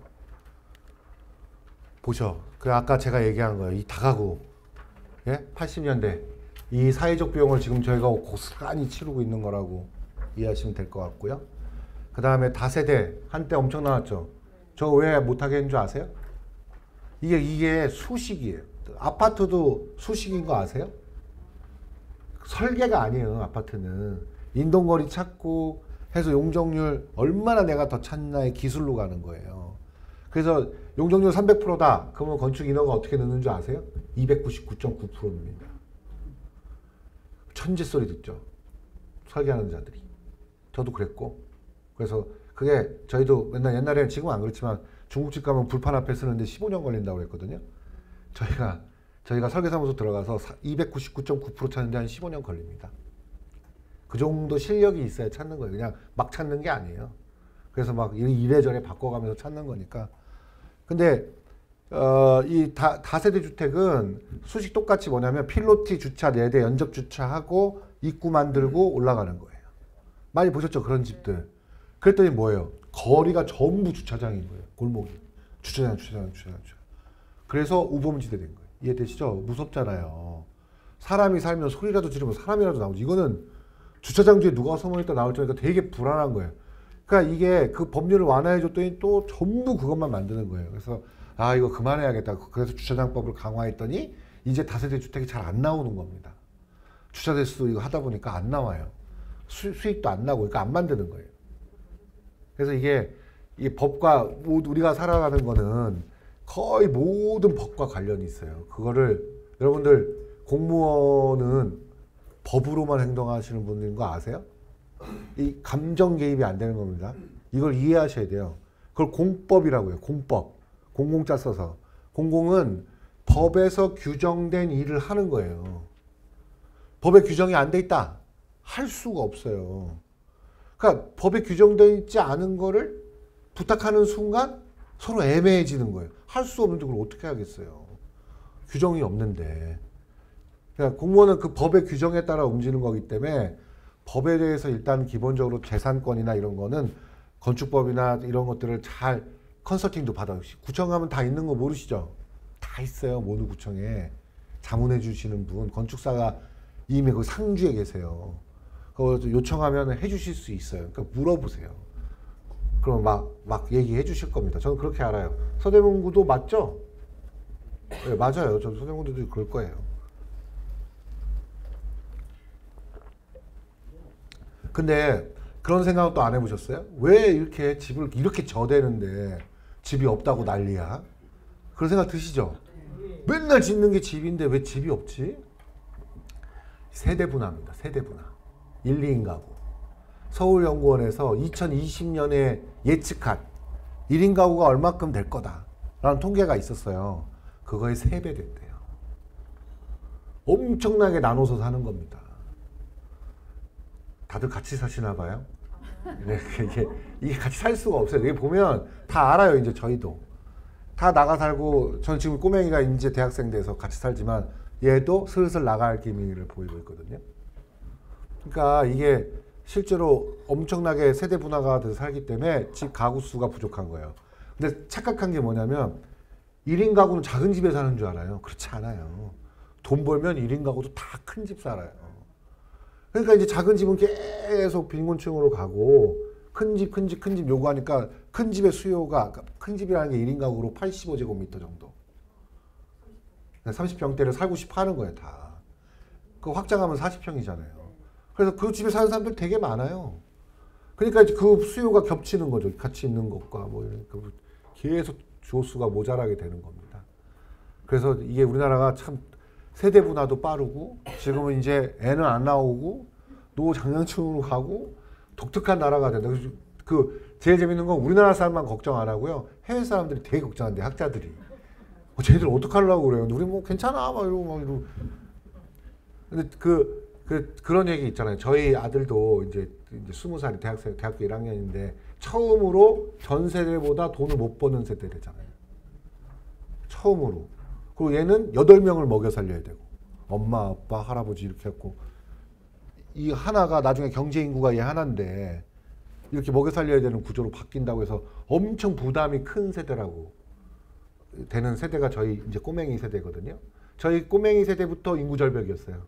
중2 때부터 이렇게 확 떨어져가지고 이 친구부터 이제 대학 인원 수가 뭐 이렇게 되는 세대라고 저는 알고 있는데 이제 뭐 이제 난리가 나겠죠. 이제 뭐 그래서 제가 항상 해요. 우리 아들은 취업 걱정은 없다. 사람이 모자랄 테니까 일단 돈은 어디 가서 벌겠지. 뭐 그런 생각을 합니다. 그러나 환경적으로는 좋은 건 아니죠. 근데 이제 주택은 뭐 어쨌든 공급돼야 되고 변화해야 되니까요. 아, 그래서 이렇게 막 사업성 좋다고 꽉꽉 짓는 게 좋은 게 아니에요. 반대로 얘기하면 프랑스 얘기해 드릴까요? 프랑스도 인구가 줄었겠죠. 프랑스도 부동산 투기가 얼마나 심했겠어요. 유럽은 안 그랬겠어요? 100년 전에 그랬습니다. 100년 전에. 그래서 프랑스도 프랑스에 들어오는 거주권이라는 게 생겼잖아요. 프랑스에서 아무나 못 살아요. 파리에서. 아무나 못 살아요. 거주권이 있어야 살아요. 거기 내가 학교를 다닌다거나 증빙해야 될 게 있어야 살아요. 안 그러면 돈 엄청 내고 살아야 돼요. 제한을 한 거예요. 그러니까 그렇게 살 수 있는 거예요. 예? 그리고 제가 항상 하는 말이 있어요. 파리는 바로크 시대 나폴레옹 아니지 다시 바로크 시대 때 도시를 만든 거잖아요. 바로크 시대가 뭐예요? 예? 왕이 지배하는 때 도시를 만들었기 때문에 왕이 도시를 만들 수 있어요. 야, 길을 다 보이게 도망가는 놈들 다 잡아버리게 이렇게 다 대각선으로 다 보이게 해서 그렇게 격자형 도시로 파리가 만들어져서 7층짜리 집을 졌잖아요. 근데 그 집의 퀄리티가 너무 좋은 거예요. 저도 그 집은 보존해야 된다고 봅니다. 그래서 파리 시내에서 어떤 사람이 개발자가 그 법을 뚫은 거예요. 법규 해석을 잘해가지고. 그래서 생긴 게 몽파르나스 타워라는 게 있거든요. 파리 가신 분들은 알아요. 몽파르나스 타워, 에펠탑이 제일 높거든요. 2개가. 그랬더니 파리 시민들은 다 나서가지고 다 낮게 야, 저거 큰일 났어. 야, 저거 법으로 제정해가지고 저 낮게 해. 이런 말을 한 거예요. 우리는 정말 보존할 게 있나? 고궁들은 조선시대 건 보존해야죠. 저도 그런 건 전혀 문제 없어요. 아, 근데 그럼 저 근대 건축물이 저게 역사가 있는 것도 아니고 되게 애매한 건물들이 많아요. 그걸 꼭 보존해야 되나? 라는 생각은 있어요. 전 개인적으로. 좀 원래 그러니까 정확하게 판단하자는 거예요.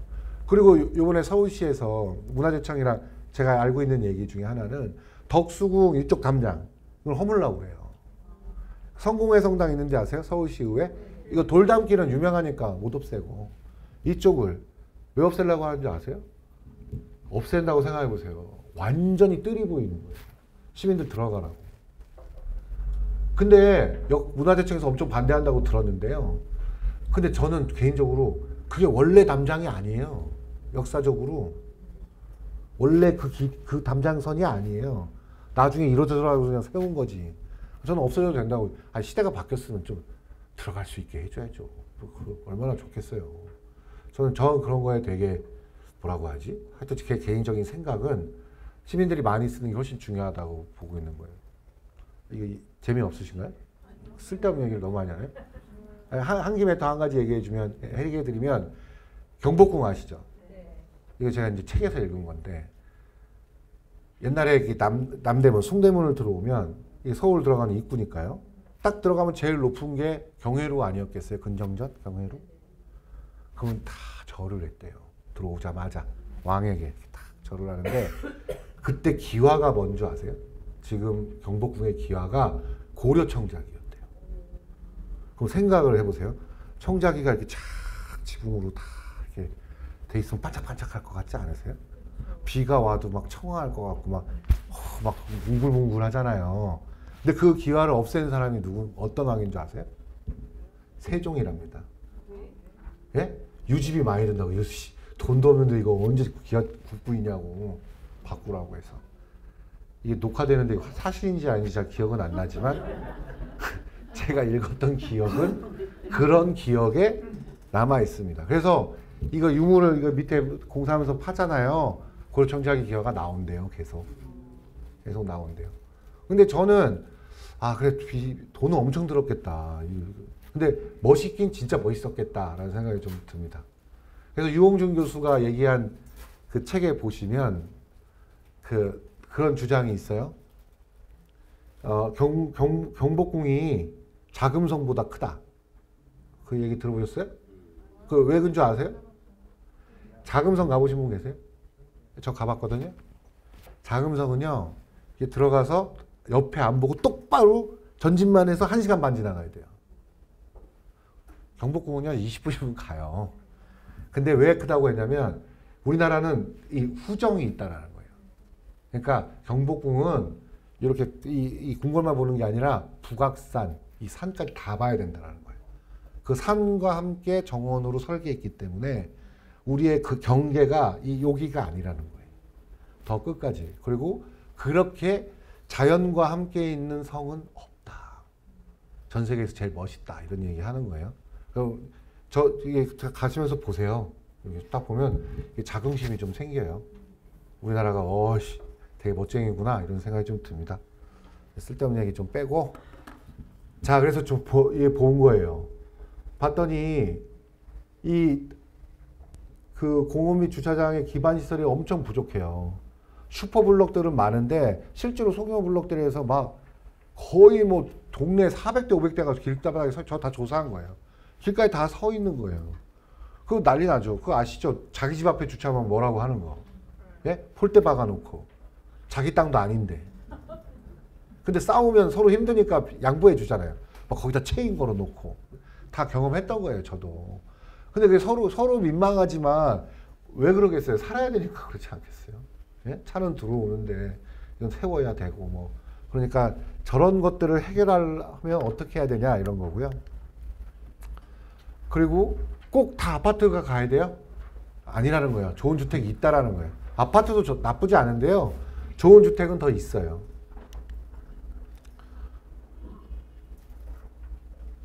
저 실적 미비하다고 보죠. 그 왜 그러냐면 뭐 12개 추진하고 48개에서 완료했는데 실제로 추진 결과가 23개 블록뿐이 없었어요. 저희가 조사했을 때. 뭐 377개를 했지만 실제로 10% 지어지고 이런 거 그런 것뿐이 없는 거예요. 왜? 제가 아까 말씀드렸죠. 예? 예, 합의. 나 2층 가야 되는데 뭐 이런 거. 그 마음이 잔존하는 입장에서 계속 자기 주장을 할 수밖에 없는 상황이 도래하고, 그리고 이제 불 켜다 보면 조차고 시작했는데 싸우기 시작하고. 그러니까 어렵죠. 근데 제가 그래서 냉정하게 알아야 된다는 거예요. 냉정하게. 제가 이번에 소규모 재건축 청운동 하는 9세대한테 한 말이 있어요. 3층, 2층 이제 막 개수가 4층 남잖아요. 절대 아무도 못 올라가겠어요. 원래 층 그대로. 다 억울할 거 아니냐. 합의는 그러면 한 개층 올랐으니까 전부 1층은 2층, 2층은 3층, 3층은 4층. 이것만 합의해 주겠다. 그래서 4층에 한 개가 남아요. 못 준다. 싸운다. 이건 부장하겠다. 억울하시면 사시라. 이거. 사시고 일로 바꿔라. 그게 왜 그러냐면 거기서 한 명만 마음이 틀어져도 9명 중에 이제 난리가 나거든요. 근데 그걸 다 동의해 주셨어요. 제가 이렇게 설명했죠. 이거는 양보와 이런 문제가 아니라 난 괜찮아 이러면 더 큰일 난다고. 안 괜찮은 분이 있는데 말도 못하고 병나니까 절대 이거는 들어주시라. 한마디도 못하겠어요. 제가. 그대로.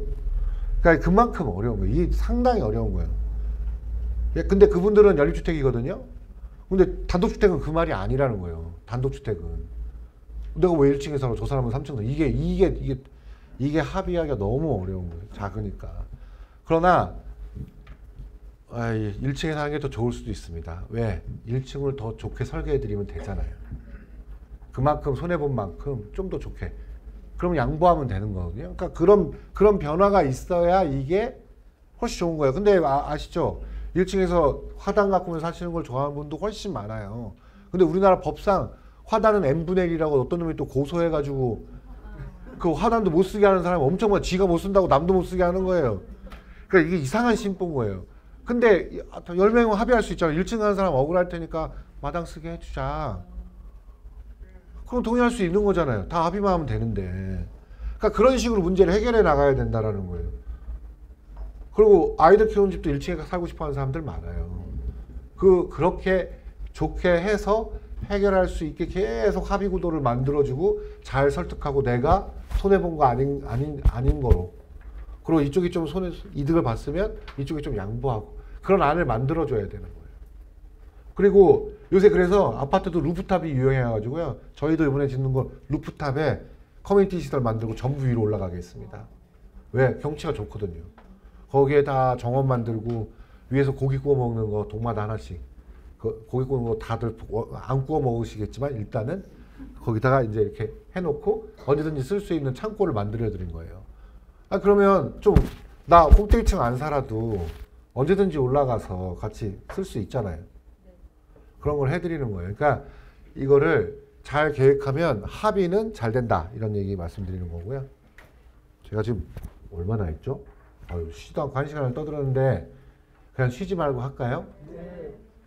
저는 좀 쉬고 싶은데 그냥 해도 됩니다. 그래서 이런 거고요. 그래서 이게 블록 단위 개발이 아니라 뭐 다양한 방식, 이런 집도 되고 저런 집도 되고 뭐 다 된다 이 얘기예요. 여기 숨겨져 있지만 저희 집이 있습니다. 이게 저희 집이에요. 이게 요거요. 이게 동네에 한 필지에 주택 3개씩 지은 거예요. 그 18채가 같이 있어요. 원래 3채만 지었는데 옆집 시끄럽다고 땅 사라고 해서 옆집도 하고 그러다 보니까 뭐 이 집도 해달라 해서 이 집 하고 막 계획 잡은 게 아니라 18개 했는데 아까 제가 말씀드렸죠. 저희 집은 담이 없으니까 18개. 담을 아무도 안 해줬어요. 제가 죽어도 안 해줬어요. 왜냐면 그래서 골목길도 나오고 거기 마당 나눠 쓰고 뭐 이렇게 해서 지금 살고 있어요. 저는 개인적으로 정말 좋아합니다. 그리고 저희가 막 야심차게 막 제가 공부도 하고 막 말도 안 되는 거 한다고 커뮤니티룸을 만든 거예요. 단독주택 3개. 다 같이 모여서 있으면 얼마나 좋아. 했어요. 우리가 2년은 정말 잘 썼어요. 그 다음부터 지금도 안 써요. 그게 왜 그런 줄 아세요? 그것도 있고요. 하나는요. 커뮤니티라는 거는 한 명의 완벽한 희생으로만 되는 거예요. 야, 돌아가면서 해. 절대 안 돼요. 내가 좋아서 내 스스로 희생해가면서 해야만 커뮤니티라는 건 됩니다. 저게 왜 잘 됐냐면 제가 냉장고를 다 채웠거든요. 술이랑 음료수랑. 그리고 통을 마련하는 거죠. 야, 자유롭게 먹고 넣어. 점점 줄어요. 점점 줄어. 그러다 이제 손님 오니까 저도 손님 오니까 또 자랑해야 되니까 막 치고. 그럼 또 안 넣어. 그리고 점점 저만 써. 맨 처음에 자주 모였어요. 근데 아시죠? 우리는 옆집과 느슨한 커뮤니티를 해야 돼요. 아는 척 모른 척 하면서 왔다 갔다 해야 되고 저 사람이 좀 불편한 것 같으면 모른 척 해주고 반가워하면 나도 반가운 척 해주고 이걸 뭐 나 반갑다고 반갑지 그런데 저 사람이 좀 삐뚱한 더 삐지고 이러면 안 되는 거예요. 저희도 살아보니까 그게 이게 적당한 거리감이 있어요. 저희 맨 처음에 막 집 돌아가면서 밥 먹고 막 그랬어요. 예? 뭐 좋다고 하고 그게 아니더라. 해보니까 적당한. 그리고 같이 살면요 여러 가지 문제 있어요. 나무랑으로 심었어요. 저는 저게 빨리 자랐으면 좋겠는데 그 뒷집에 사시는 저 우리 대장이 분은 나무를 다 잘라요. 잡 가린다고. 그래서 제가 그걸 2년 지켜보다가 결심을 했어요. 기장님 돌아가시기 전까지 저 나무는 못 자라겠구나. 그래서 마음껏 자르시라고 했어요. 양보해야 돼요. 답답한데 어떻게 제가 뭐 나무는 말이죠. 이거 설명은 무슨 소용이 있겠어요. 그냥 기분이 답답하기 때문에 그건 잘라야 되는 거예요. 포기하는 게 맞는 거예요. 그러니까 이런 걸 다 서로 수용하면서 살아야 되는 거예요. 어쨌든. 근데 그거를 이제 주장하기 시작하면 전부가 불편해지는 거예요. 그러니까 희생이 필요한 겁니다. 결국은. 근데 그 조금 양보하는 것보다 이렇게 사는 게 훨씬 더 좋은 게 많아요. 100가지가 더 넘어요. 100가지가. 그러니까 그렇잖아요. 그 좋은 걸 하기 위해서 조금 버리는 게 있어야 된다고 저는 개인적으로 생각합니다. 저게 부암동 동사무소 뒤에 있거든요. 바로 보여요. 동사무소 앞에 가면 저 집이에요. 저거 이쁜데? 하면 그 집이에요. 그러니까 거기에 다 담이 없어요. 다 돌아다닐 수 있어요. 이렇게 막 이렇구나 다 볼 수 있어요. 언제든지 와서 보시면 됩니다. 그리고 지금 저희 동네 여기 기차 바위 가는 요번에 불나가지고 저희 집이 타는 줄 알았어요. 깜짝 놀랐어요. 난 그렇게 가까운지 몰랐어요. 그래서 처음으로 기차 바위를 가봤는데 거기가 소나무 있던 엄청나게 아름다운 곳이었더라고요. 저는 탄 다음에 가서 하나도 못 봤습니다. 근데 되게 좋습니다. 동네가 하여튼 숲도 많고 저희 옛날에 지도 교수님이 한 말이 있었거든요. 집에서 새소리 나면 집을 팔아야 된다. 차소리가 나야 된다. 차소리가 나야 도심이라 차소리가 나면 집을 갖고 있고 새소리가 나면 빨리 팔아라. 그랬는데 저희 동네 새 엄청 옵니다. 예? 그 새가 이 산에 살면 되게 재밌어요. 종류별로 날아옵니다. 예, 작은 것부터 큰 것까지 이렇게 쭉 날아와요. 근데 항상 제가 새를 살펴보면 작은 놈이 제일 셉니다. 왜냐면 제 어른이 먼저 식사하잖아요. 걔가 먼저 식사하고 중간 것들, 큰 것들이 이렇게 옵니다. 작은 새가 훨씬 세더라고요. 서열이. 예, 그렇고요.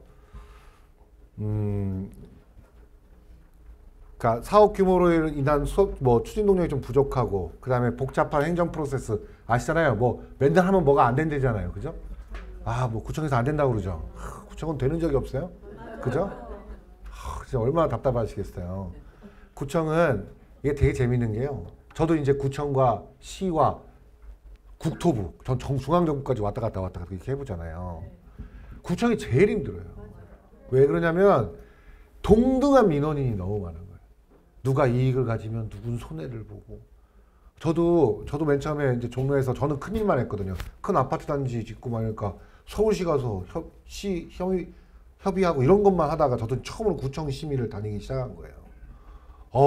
법대로 하는데 안 되는 거예요. 이게 왜 안 되냐고 막 구청장실 가서 눕고 별짓 다 했어요, 제가. 근데 제가 내린 결론이 있어요. 공무원이랑 만나서 화내잖아요. 예? 6개월 늦어져요.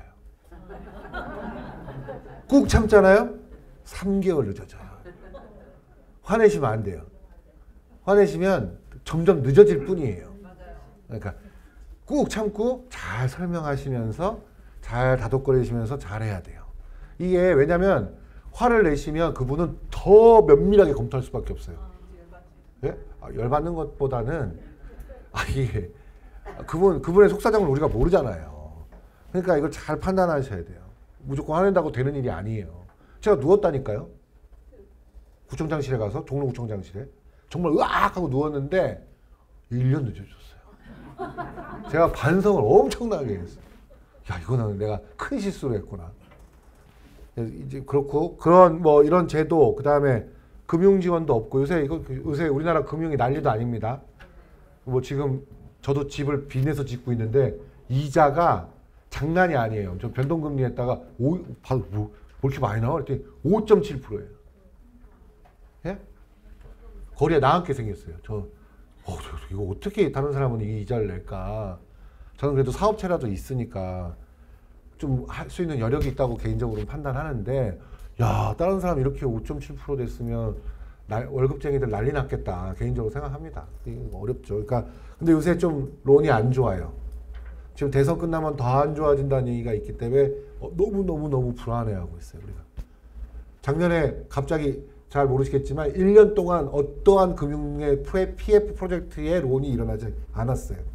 작년 11월부터 올 10월까지 10월 달에 처음 일어났어요. 그럼 건설사는 시행사들 다 망했다라는 겁니다. 빚 갚다가 망하는 거예요. 근데 뭐 그 사람들은 원래 비천치 않은 사람들이니까 저도 거기에 포함되어 있지만 아휴 참 어려웠어요. 작년에 올해 제일 어려웠던 것 같아요. 저도. 무아주택입니다. 보이시죠 그림? 뭐 저런 주택에 살면 예, 좋지 않겠어요? 꼭 아파트 예약했어요? 그리고 주방이 저 앞에 있고, 예? 옥탑 같이 쓰고, 뭐, 이러면 뭐 여러 가지로 더 좋아질 수 있잖아요. 그러니까 다양한 생각을 하시라는 거예요. 아파트만이 장땡은 아니다. 최고는 아니다. 이제는 주거 유형도 너무 많이 변했고, 그 유형의 변화에 따라서 요새 뭐 똑같은 옷 입는 사람 있어요? 있나? 그 옛날에 그거 아시죠? 노스페이스라고 강남에서 그 150만 원짜리 패딩이 유행했는데 한 놈이 입은 거예요. 강남 교실에서. 전반이 다 입은 거 아시죠? 예? 노스페이스 뭐 그거 안 입으면 뭐 마치 자기가 도태되는 것처럼. 이거는 진짜 문화적으로는요 말도 안 되는 상황이에요. 요새 그거 아시죠? 요새 다 자녀들 계시겠지만 저도 그거에 책임을 져야 되는 학부모지만 대학 가서 얘네들이 저도 대학 강의를 20년 아까 중대 경영교수라고 했지만 잘렸어요. 저 22년 하고 제가 그만한다고 했어요. 근데 22년 동안 학교 다니면서 느끼는 게 뭐냐면 이렇게 지금 성장하는 애들이 뭘 조사요라고 하잖아요. 조사를 못해요. 해본 적이 없어. 학원에서 다 줬잖아요. 그리고 뭐 물어보면 엄마 이게 아주 그냥 습관화되어 있기 때문에 이게 정말 좀 힘들어요. 이제 그 친구들이 시련도 좀 겪고 막 이런 프로세스를 겪어야 되는데 그게 아닌 거예요. 요즘 아이들이. 그러니까 저도 문제가 있죠. 그리고 다 아시죠? 우리 그 자녀들은 밖에서만 착해요. 예? 집에 오면 막 승질내고. 그게 왜 그러냐면 또 밖에 나가면 매너를 지켜야 되기 때문에 세상 착한 척하고 집에 와서 오만 승질을 다 내는 그런 애들이에요. 대부분이. 그게 아주 노멀한 아이들이고. 근데 그게 다 주거 문화에서 나올 가능성이 엄청 크다. 그렇게 획일적인 문화에서 자라다 보니까 뭐겠어요. 제 친구네 집 아까 왜 얘기했냐면 그 죽전이 85제곱미터 올 남양 1200세대예요. 똑같은 평형이 똑같은 방향을 바라보고 1200세대가 있어요. 걔 동네에선 첫 번째 질문이 뭔지 아세요? 작아야 전세야. 생각을 해보세요. 야 너랑 나랑 다른 건 야 우린 작아야. 그럼 작아요. 그 다음 뭐겠어요? 니네 차는 뭐야? 빈부의 격차를 나눠야죠.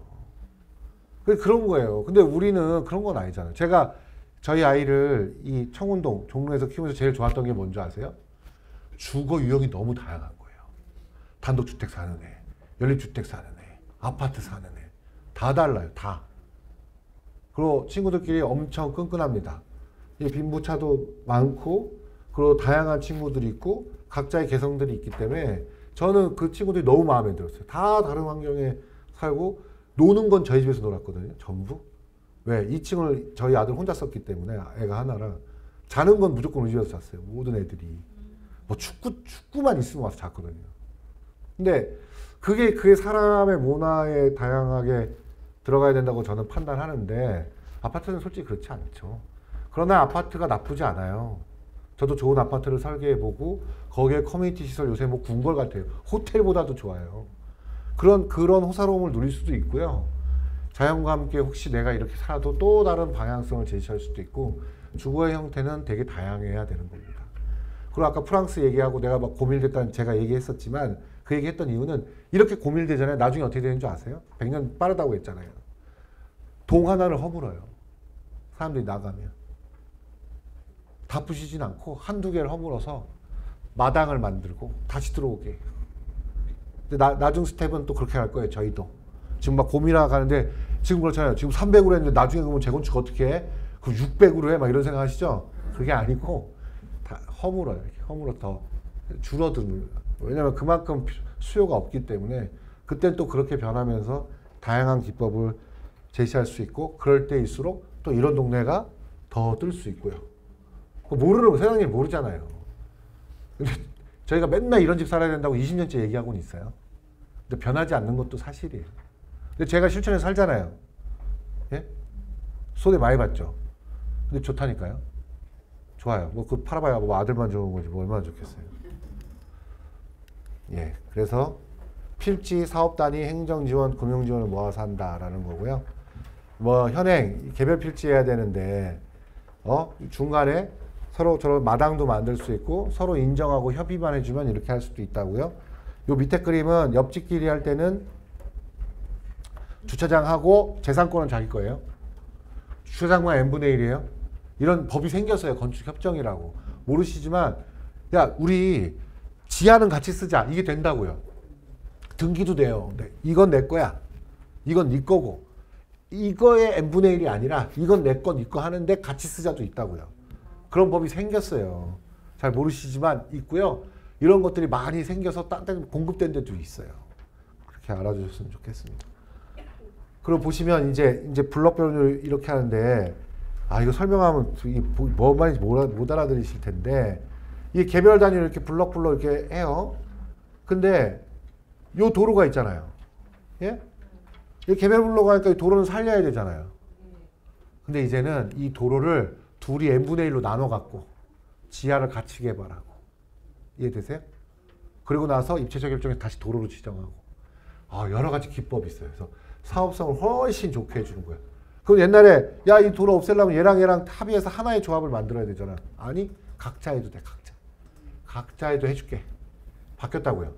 꼭 합의 안 해도 또 알잖아요. 저 조합 사람 다 싫어하는 사람인데 뭐 저기 조합이랑 내가 뭐 꼭 합쳐야 되나 뭐 이러니까 그냥 각자 조합을 해도 협정으로 다 할 수 있게 다 제도가 돼 있으니까 그러면 공사비도 훨씬 줄어요. 이 도로 요 놓고 요 CIP 받고 막 하면 돈이 엄청 늘어나요. 요만큼 줄어드니까 돈도 줄죠. 그리고 지하에서 같이 왔다 갔다 하고 주차장에서 정하고 관리 규약. 야 주차장 어떻게 관리할 거야. 서로 약속하고 그런 거 다 프로세스가 돼 있어요. 하도 민원 나오고 싸우니까. 하도 경험이 많아서 이제는 제도와 법률로 다 정해져 있습니다. 그래서 그런 것도 해주겠다라는 거예요. 이게 다인가요? 왜 안 내려가죠? 아니다. 예. 그리고 심의도 모아주택은 통합합니다. 옛날에 이거 하려면 도시계획 심의 받았다가 거기서 또 뭐 지적하면 또 6개월 기다렸다가 그것도 거기서 결정 나면 이거 해가지고 건축심의 가면 뭐 디자인이 이쁘네 안 이쁘네 뭐 네가 맞네 틀리네 하는 거 뭐 교통심의 가서 교통이 되네 안 되네 막 난리 브루스가 나니까 야 이거 한꺼번에 다 해. 한꺼번에 법률이 그렇게 해주게 해줬어요. 그래서 모아타고 나면요 한꺼번에 심의합니다. 한꺼번에 한 방으로. 제가 그 심의원이에요. 이런 말이 녹화가 되는데 서대문구 올려주시면 언제든지 적극적으로 통과될 수 있도록. 근데 뭐 서대문구뿐만 아니라 모든 국거를 잘 통과하려고 노력하고 있는 거예요.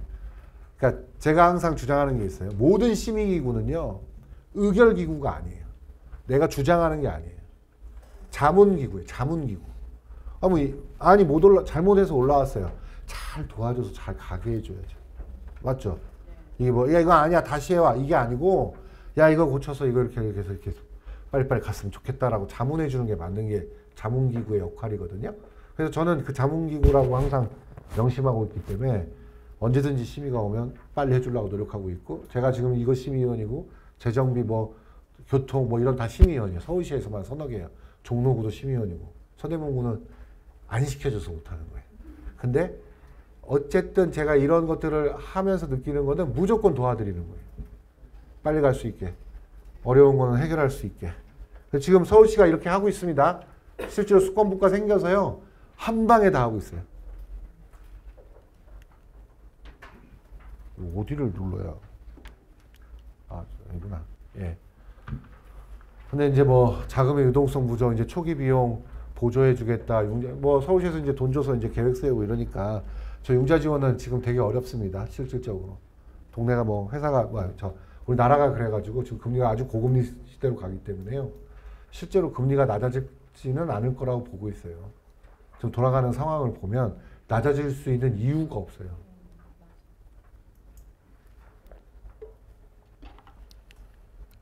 실행 방안 보시면 뭐 관리지역 지정에서 기반시설, 뭐 행정지원 강화하고 지역의 마스터 플랜. 그러니까 아니 그렇잖아요. 동네 그림을 한번 그려봐야 여기는 어떻고 저떤지 알아야 여기 좀 주차장하고 이쪽은 좀 종사향해서 올려주고 여기는 잘 보존하고 여기는 주택지어도 상관없고 이렇게 해서 이렇게 그림을 그려봐야 되잖아요. 그걸 마스터 플랜이라고 하는 거예요. 전체 동네 그림을 한번 그려보겠다 이런 거예요. 그래서 이게 단위가 있어요. 슈퍼블록 단위로 하면 좋겠고 생활 거점과 인프라 거점을 나눠서 조그만 단위는 생활 거점, 좀 큰 단위는 인프라 거점 이런 거예요. 홍은삼동에는 인프라 거점 하나가 있어야겠죠. 맞죠?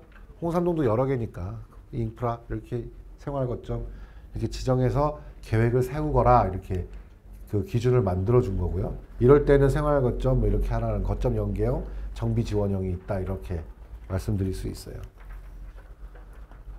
뭐 자료는 다 나갔잖아요. 그러니까 가서 천천히 읽어봐도 모르실 겁니다. 이거 알 수가 없어요. 제가 뭐 자동차 정비를 읽으면 알겠습니까? 똑같은 거예요. 그런데 오늘 내용을 기억하실 거는 야 같이 하면 좋단다. 그리고 야 모아타운 하면 뭐 주차장도 지어줄 수 있는 건덕지라도 생기더라. 그리고 뭐 주택을 해도 상관없나 보다. 정 싫으면 옆집이랑 합해서 주차장만 같이 쓰고 개별 재산권 해도 된다. 자유주택 하면 꼭 윗집 안 가고 아랫집 가도 좀 다른 거 해주면 되니까 좀 요구하자. 그래서 서로 좀 맞추자. 이런 것만 기억하시면 돼요. 그렇잖아요. 이 정도는 기억하실 거죠? 예. 그런 거예요. 이거 뭐 아셔서 뭐 하시겠어요. 그리고 저도 잘 몰라요. 이거 맨날 보지만 통합개발에서 커뮤니티 가로 이쪽에 넣는 거는 가로 쪽에 뭐 사람들 다 모일 수 있는 곳에 같이 쓸 수 있는 개방형 공동시설을 할 수 있게 돼 있어요. 개방형 공동시설이라고 처음 들어보시잖아요. 이게 법적으로는 공동이용시설이라는 게 있어요. 이제 옛날에 아파트 커뮤니티 지들만 쓰잖아요. 예? 그러지 말고, 바깥 사람도 쓰게 해줘. 이게 법률이 생겼어요. 그래서 이 소규모에서는 이걸 하잖아요. 용적률을 빼줘요, 또. 그건 우리가 용적률로 우리 옛날에 쳐버렸어요. 그러니까, 용적률 안 쳐줄게. 그냥, 남들한테 개방하는 거 하고 좀 만들어줘. 그러니까 요새 다 만들었어요. 지금 하는 거 다 만들고 있어요. 근데 문제는 뭔지 아세요? 이게 문제가 한두 개가 아니에요. 해보니까 좋긴 한데 소유권은 내 건데 남이 쓰는 거예요. 우리 또 내 거 남이 쓰는 거 되게 싫어하잖아요. 또 이 문제가 생긴 거예요. 내 건데 왜 남이 쓰지? 근데 약속은 했어요. 남이 쓰기로. 근데 또 마음이 편치 않아. 그럼 돈을 좀 받아야겠어. 불법이에요. 복잡해요, 아주. 그럼 또 반대로 질문해요. 그럼 내가 남이 쓰는 것까지 내가 돈을 내줘야 돼? 그건 아니잖아. 그럼 그렇지. 그럼 이제 또 바로 만들고 있어요. 이게 아주 복잡하니까 그러니까 이런다고 다 좋아지는 게 아니에요. 그 프로세스랑 법령이랑 다 따라가야 돼요. 근데 심리가 그렇잖아요. 우리는 내 거에 대한 중요성이 너무 크기 때문에 그럼 맞는 얘기예요. 내 건데 남이 쓰는데 남이 쓰게 해주는 것만은 고마워야지 왜 내가 그 비용까지 내요. 그건 또 말이 안 되니까 그걸 이제 법률적으로 또 정리하고 다듬는 작업을 하고 있습니다. 그리고 뭐 이렇게 좋게 만들겠다라는 거고 한 길에 몰아서 어린이집, 피트니스, 경로당 말고 어르신과 같이 한 동네에서 이렇게 딱 같이 그 골목 안에서 다 활성화되도록 배치하여야만 한다. 뭐 이런 거예요. 그래서 이런 비용 지원하고 하겠다라는 거고요. 그 다음에 제가 이런 질문을 해도 되는지 모르겠지만 토지 소유자 계십니까? 뭐 서로 민망하니까 들지 않는 걸로 하고 제가 꼭 말씀드리고 싶은 게 있어요. 토지 소유자가 더 많이 알아야 돼요. 그게 그 사람을 우대하는 게 아니고요. 그래야 동네가 바뀌어요. 아무리 입주자가 바꾸자고 해도 토지 소유자가 안 바뀌면 동네는 절대 안 바뀝니다. 토지 소유자들을 잘 설득하고 동네가 이렇게 좋아진다고 판단하고 오늘 어떤 분이 찾아왔어요. 이런 얘기를 해도 될지 모르겠지만 그분이 누구누구 소개를 통해서 뭐 그리스에 살고 계시는데 우리 동네 우리나라의 브로커가 뭐 어쩌고저쩌고 해서 뭐 어떻게 뭐 이율을 싸게 받고 하는 거로 집을 질 수 있다고 해서 막 했어. 내가 볼 때는 거의 나쁜 놈이에요. 그래갖고 큰일 난 거죠. 그분은 왜 그랬을까 막 속으로 막 가슴이 아프지만 대처 방안을 이렇게 쭉쭉쭉 마련해 드렸어요. 그분이 우리나라 법규를 몰라서 그러는 거예요. 제가 그랬잖아요. 싸게 해주는 건 이유가 있지 않을까요? 예? 세상에 공짜로 싸게 해주면 다 그거 하죠. 왜 남들은 그거 안 하겠어요? 그 싼 이자를 배려면요, 자기가 이런 커뮤니티 시설 운영하고 운영계획서랑 실제로 그렇게 운영해야 돼요. 근데 그거는 그냥 대충 한다고 판단하고 싸게만 이자 받으려고 하는 거예요. 우리 세상이 그렇지 않아요. 난리 나요. 이행강제금 물고. 이제는 절대로 그 조건을 이행하지 않았을 때 공공이 가만히 있지 않습니다. 지금 저희 동네 가면 불법 주택이 난리도 아니에요. 옆집 바로 졌는데 뭐 바로 막 옥상에 내밀고 막 주차장 없애고 막 바다 마루 깔고 있어요. 내가 속으로 생각했죠. 좀 이따 저거 걷어야 될 텐데 저거 돈 아까워서 어쩌나. 절대 가만히 있지 않습니다. 아니 그러면 그 집에 오는 주차는 어디다 댈 거예요? 지금 그것 때문에 다 양보하고 셋백하고 주차 대수 맞추고 집을 짓고 있는데 그건 아니죠. 그러니까 절대 세상이 이제는 내 맘대로 할 수 있는 방법이 없어요. 법에 따라서 공정하게 절차를 따라서 다 할 수 있는 방법들이 있는 겁니다. 그래서 오늘 말씀드리고 싶었던 거는 거의 다 끝났을 거예요. 이게 시작해서 이제 시범사업 하는 지역들이 있는데요. 이거 뭐 이렇게 잘 하고 있습니다. 용도지역 기반시설 현황 다 분석해가지고 뭐 어떻게 하겠다 해가지고 이거를 이런 동네를 저희가 이렇게 저층과 고층이 혼재한 동네로 그림을 그린 거고요. 이게 모아타운을 하시면 이렇게 공원 주차장, 커뮤니티 가로에 뭐 집을 질 수도 있고 건축협정으로 할 수도 있고 자율주택가 뭐 이런 주택을 할 수 있다라는 거고, 다른 사례 보시면 이런 거 다시 판단해서 저희가 이렇게 아파트만 짓겠다고 모아주택이 온 거예요. 이렇게 그 저희가 다시 정리해서 그림을 바꿔줬는데 이거는 이제 CG를 아직 안 한 거라 저층과 중고층이 섞여 있죠. 이렇게 해서 가로와 이렇게 연도될 수 있도록 지금 이건 설계가 끝났어요. 저희가 설계를 하지 않았지만 이런 가이드라인을 작성해서 줬습니다. 그래서 뭐 조합인가 뭐 이런 거 다 아시니까 이거는 책자를 잘 보세요. 그리고 설명해 줘도 잘 기억이 안 나실 겁니다. 이런 것들 생긴 것들이 있어요. 예? 이렇게 큰 집이 생긴 것도 있고요. 홍은동에 있네요. 이거 어디 거예요? 예. 예, 동작구 사당동에도 있고요. 그 다음에 광장동에도 있고요. 근데 좀 수준 차이가 있죠. 이게 설계자가 그래서 되게 중요한 거예요. 설계를 잘해야 건설도 잘 되는 겁니다. 예, 그리고 우리나라 그거 아셔야 돼요. 우리나라는 되게 재밌는 게 지금 좀 속고 있는 게 하나 있는데, 레미안 아파트랑, 예? 아크로 리버파크 아파트랑 설계자가 같습니다. 딱지만 다른 거예요. 예? 제가 아크로 리버도 했고, 레미안도 했어요. 바로 옆에 있어요. 이게 우리나라는 아직 이 프로세스를 모르는 거예요, 소비자가. 그리고 전 세계에서 주택에 딱지 붙여서 파는 나라는 우리나라밖에 없어요. 브랜드라는 거는 원래 하면 안 되는 거예요. 주택에 무슨 상품이 있습니까? 주거는 상품이 아니에요. 그렇게 돼버린 거예요, 우리나라가. 제가 우리 동네 18채 졌다고 했잖아요. 다 이름 짓자는 거예요, 저희 보고. 저한테 와가지고. 안 졌어요. 예? 곤조가 있죠. 나는 그거 반대하는 사람인데 집 져놓고 이름을 줘요. 그냥 부암동 어느 그 집이지 그리고 뭐 이름이 필요하겠어요.